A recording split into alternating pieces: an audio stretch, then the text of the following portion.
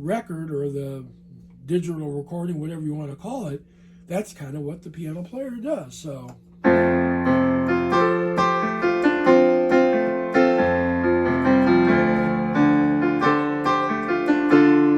And that's a tom harmony. I'm playing the melody of the song, and I'm putting the C on top of it. And doing those little rolls off the G to the A. Okay, and it sounds really good.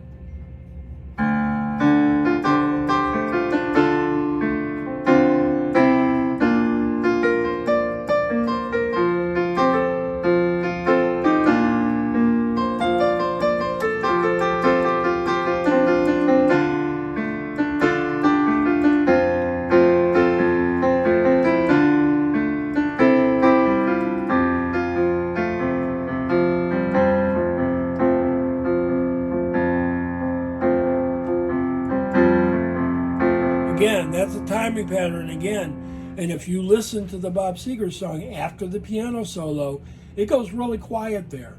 And you get a little kind of an almost little, I think they put a little bongo in there actually, even though it's not syncopated. And just a little drum work in there, and really a nice little guitar and piano, very muted little timing pattern there for a couple measures. And then Bob Seger comes back in with his voice and kind of quiet. And so it's a really effective technique. It's used in a lot of pop songs. Okay, it's always good to go quiet before you go back to a verse, and it kind of sets the tone for like, now we're going to go quiet, and then we're going to build up to the end of the song. Okay, so he sings another verse. Again, I'm not going to go through that with you because you already got it. Okay, and then at the end of the song, we kind of do a little Bob Seger trademark type of thing where he sits there and he kind of rolls his voice around and plays around with the song. And so it sounds something kind of like this.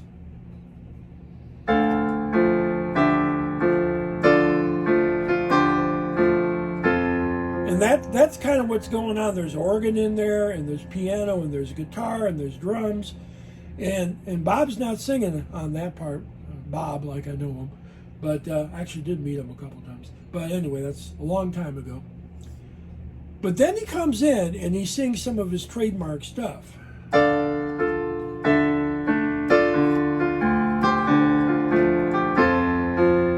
Blame it on midnight. And I don't sing like Bob, obviously. But he comes in there and he kind of starts doing a little playing around with the music. And then that just keeps going.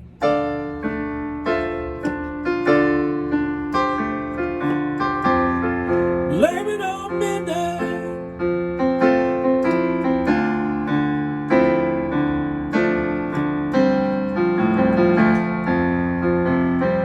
Whoa.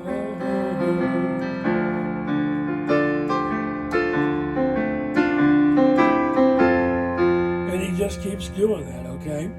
And that's kind of how the song ends, okay, is that he plays around with that. And then the song just winds up and it ends on the F chord. Okay, and that's kind of the song. It's a beautiful, simple little thing. It's not really that hard of a song. And the hardest part of it is if you try and play a piano solo, you got to kind of know what to do. And so that's the final thing we're going to talk about today is how do we play a solo, okay? And there's a lot of different ways. There's a million different things you can do. And sometimes how inventive you get tells people how good a musician you are. Or sometimes the fact that you stick really close to what the piano player for the original artist does. That can kind of tell people how good a piano player you are too. But it doesn't really matter. It's whatever you have fun with and whatever you enjoy. But one of the things I use, one of the big things I use is something called the pentatonic scale. In the pentatonic scale, the major pentatonic scale in F is just the 1, 2, and 3, 5, and 6 of the scale. Okay, so in the key of F, that would be F, G, A. We skip over the B flat, which would be the fourth tone, go to the C, and then to the D, and then we could go up to the octave. So there's the whole scale.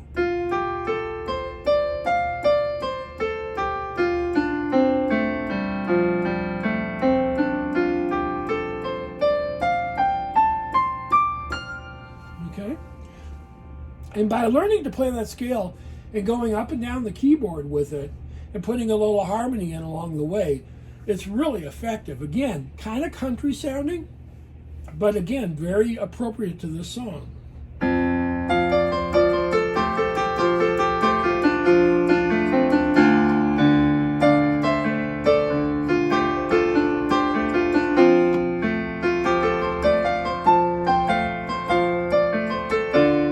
Now, here's the trick, is that every single note of the F pentatonic scale works with the F chord. It actually works quite well with the B flat chord, and it even works pretty well with the C chord.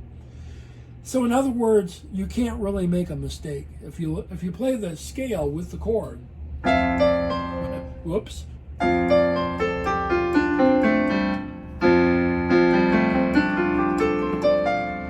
And since every note works, you don't have to play any particular note. You don't have to play them in order up and down, although you can.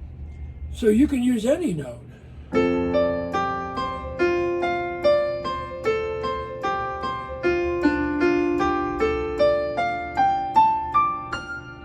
Okay?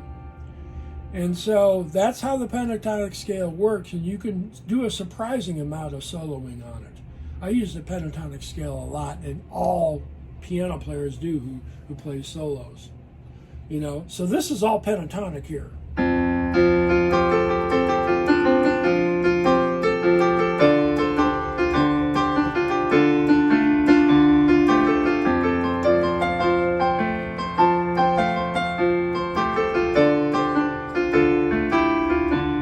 I threw in one non-pentatonic note, which was the E, and that was just as a harmony note.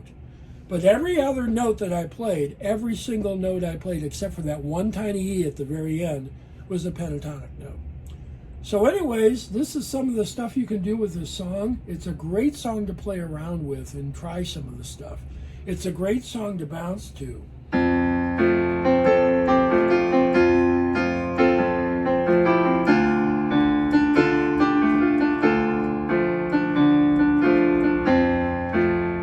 One of the things I tell my students is that when you're bouncing and you miss or you get confused, it's okay, just stop for a second and then pick it up again. Sometimes that's a really effective thing to do, even though you didn't mean to do it, because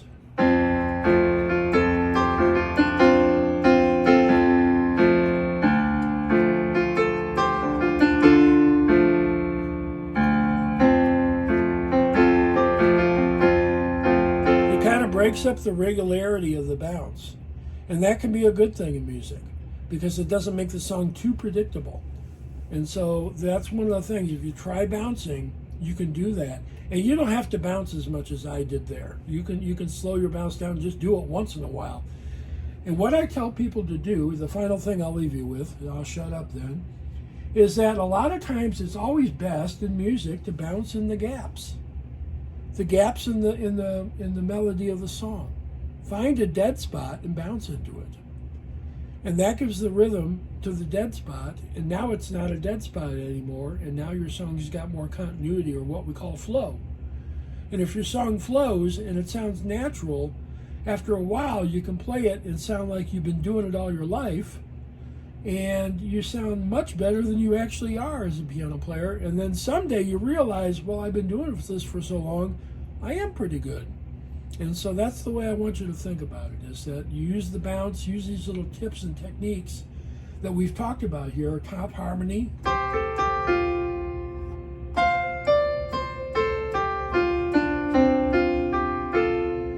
and the pentatonic scale, one way or another, can make a lot of really nice little fills and solos and can kind of glue the song together and keep it from sounding too draggy or slow, because this song's got to have a nice little gait to it to have a little flow. And by the way, I'm right here. There's a lot of me to love, as you can see. So a lot of times I don't show much of myself while I'm playing. You're welcome. But anyway, I hope this helped you. And Jackie, I hope it helped you especially. I will talk to you all soon. Have a great day. Bye-bye.